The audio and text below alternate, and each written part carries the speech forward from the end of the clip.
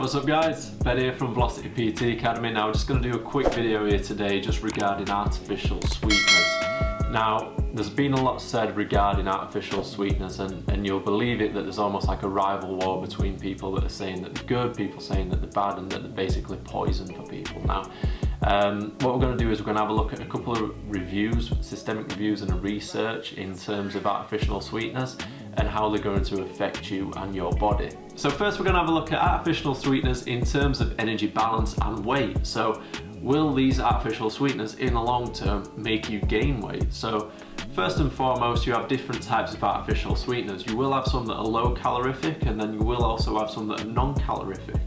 So firstly, if a sweetener is calorie free, then it is not going to affect your energy balance. So if it's calorie free, it holds no calorific value. So why would this then therefore put you in a calorie surplus? It's not. So this comes with the aid that calorie free sweeteners, can be a very useful tool for when you are wanting to sustain a calorie deficit. So if you're wanting to get into a low calorie deficit, lose weight, but also be able to have something that is kind of sugary, something that is kind of sweet, then therefore one of these artificial sweeteners, whether it be in powder form or a drink like what we've got here, would be perfect for you to cure them cravings.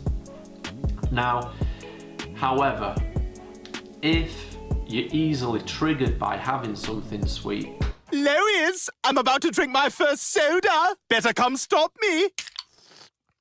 That must be the sugar. Oh God, that's good. Rupert, suddenly I want to run. Chase me. Then I would probably say don't have it. So I've seen many instances where somebody would have a Diet Coke or would have a Red Bull, sugar-free Red Bull, and then it triggers them. So it triggers them to then want something more sugary. So if there's some cookies there, they may go have a cookie because they've already got the sweet taste in the mouth.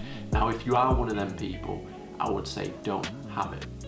Now if we're having a look at it in terms of food intake and also energy balance, we're going to reference a study here that was done in France, and it's regarding food intake. So a study was conducted on 12 men and 12 women, and they're aged between 20 and 25 years old. So this is realistically the age where people are kind of having these sugar-free energy drinks. And it was done over a 10-week period, and it fluctuated between giving them a mix of juice and a mix of a low-calorie or a zero-calorie sweetener. And they would have roughly around from 1 litre up to 2 litres of this drink per day. Now that's of the cordial mixed with the sweetener, not just the sweetener. And then they had a look to see if there was any difference in terms of food intakes, were they eating more? And the answer to that was actually no, there was no change. We'll reference this study underneath here so then you can have a look and come up with your conclusion to yourself. But so in terms of an actual human study, there is no difference there in terms of food intake and getting into a positive energy balance. Obviously there's going to be some outliers when it comes to doing studies. This was only done on 24 people. If you were to expand that and do it on 240 people, there are going to be some outliers. But now we're going to have a look at these artificial sweeteners in terms of more a health balance. So in terms of how does this affect my health? Is drinking this going to make me have kidney stones? I don't know. Is it going to make me start pissing green? I don't know. But the answer to that is, in terms of a long term, there's not really any long-term studies there. So what I'm going to do is I'm going to reference this study that was done in South Africa. So this is actually a systemic review. So they had a look at a ton of different studies that were done between the year 2000 to the year 2016. And it was on studies that were looking at the recommended dose of these calorie-free artificial sweeteners and also above and higher than recommended doses. Now, you don't need to be an Einstein to kind of understand that the more that you have of something, it's going to cause something to happen in your body. But when they had a look at these studies between 2000 and 2016, they were mainly done on animals. Now, there isn't that much literature on there, out there, that is conducted on humans. So the literature on human beings is actually quite low, so we're looking to rely on things that are being done on lab rats. So that's not going to be the same in terms of a health benefit or a decrease in health for us as human beings. So what the conclusion was from looking at the 2000 to 2016 literature was that chronic use of artificial sweeteners is going to give you potential systemic inflammation.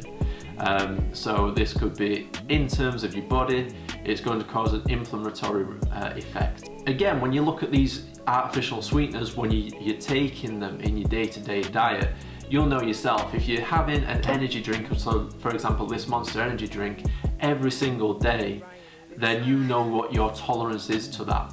Again, with things like caffeine in there, you're going to build up a tolerance. So again, when you look at Diet Coke, if you're having a Diet Coke every single day, you'll know if you'll be able to stomach that or if you won't be able to stomach that. It's going to be completely transparent and down to yourself. Now, my tip is play around with them. I'm not going to say trial and error yourself, but what I'm going to say is play around with them. If you feel a need for one, have one. It's not going to kill you from the first sip. And see how it reacts in your body. I've seen it many a time with people where they may have a Diet Coke or they may have a Red Bull and they are just got so much gas and wind from it just because it doesn't sit right within the digestion, or it may even go straight through them. So make sure that you find out what works for you and what you can tolerate the best in your body. If you are wanting one, by all means, you don't have to have one. You can always just have a coffee. You can always just go and drink water if you want as well. But again, when we have a look at people's tolerances, people would react different to different levels of caffeine than what other people would. Same again with these artificial sweeteners. It's going to be trial and error with yourself. Now, top tip. So if you are dieting and you're needing something sweet, but you want to steer clear from the carbonated drinks that you see on the table here, is in between meals, and if you're still hungry and you want to cure those cravings, if you go to a coffee shop, so let's say for example Starbucks, Costa Coffee, Cafe Nero, and you ask for a coffee, they will have artificial sweeteners in there, or they may even have sugar-free syrups in there as well, different flavourings for the diabetic clients, customers that come in. So look to get a black coffee with a sugar-free syrup, and then straight away you've got a near enough 0-calorie drink that is able to tie you over to your next meal. Either way, draw your own conclusion out of this, guys. I mean, the main principle is go away, test them out yourselves. They're not poison, that you're not going to all of a sudden start pissing green once you've had a Monster energy drink. That's not how it works. But try and test them out and come up and draw your own conclusion. Hope you found this helpful, guys.